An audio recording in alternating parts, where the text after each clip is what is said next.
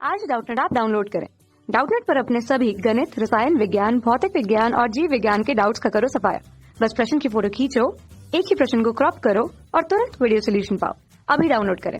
नमस्कार दोस्तों, पूछा गया प्रश्न है तापायनिक उत्सर्जन के लिए प्रयुक्त धातु में कौन कौन से गुण होने चाहिए। ठीक है, तो जैसे आपको पता है कि तापायनिक उत्सर्जन होता है, उसमें क्या होता है, किसी धातु के पृष्ठ की सतह को क्या किया जाता है, एक नियत ताप दिया जाता है और इस नियत ताप के कारण क्या होते हैं, इसके धातु की सतह से क्या होते हैं, इलेक्ट्रॉन निकलने लगते हैं। ठीक है, तो हम लोग कह सकते हैं कि तापायनिक उत्सर्जन में क्या होता है, धातु को गर्म करने पर इलेक्ट्रॉन का उत्सर्जन करना ही क्या कहलाता है, तापायनिक उत्सर्जन कहलाता है। ठीक है, तो यहाँ से गर्म करने पर क्या होते हैं, धातु की सतह से इलेक्ट्रॉन निकलने लगते हैं। अब ऐसा क्यों होता है, क्योंकि देखिए नॉर्मली क्या होता है, हमारे धातु की जो सतह है उसमें इलेक्ट्रॉन बस मतलब मुक्त नॉर्मली होते हैं, मतलब कैसे मुक्त अवस्था में पड़े रहते हैं।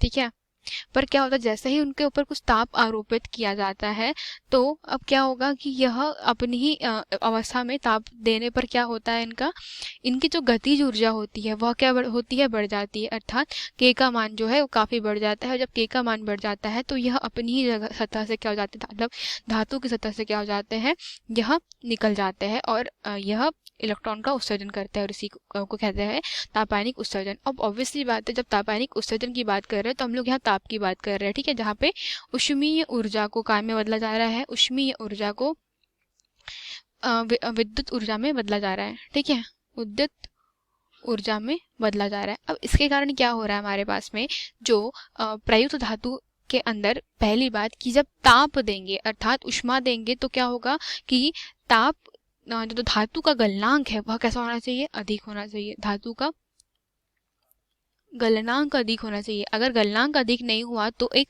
ताप देने के पश्चात क्या हो जाएगा, धातु पिघलने लगेगी। अगर वह पिघलने लगेगी तो फिर इलेक्ट्रॉन उत्सर्जन नहीं हो पाएगा, वो सीधे धातु गलित अवस्था में अर्थात द्रव अवस्था में पहुंच जाएगी। ठीक है, उसके पश्चात और धातु का गलनांक अधिक होना आवश्यक है। इसके बाद दूसरा जो पॉइंट हम लोग कह सकते हैं, दूसरा गुण है वह क्या होगा कि जो धातु है उसका जो कार्यफलन है, अर्थात कार्यफलन वह न्यूनतम मान होता है जिससे क्या होता है, धातु की सतह से इलेक्ट्रॉन उत्सर्जित हो जाता है। तो धातु का कार्यफलन क्या होना चाहिए, वह कम होना चाहिए।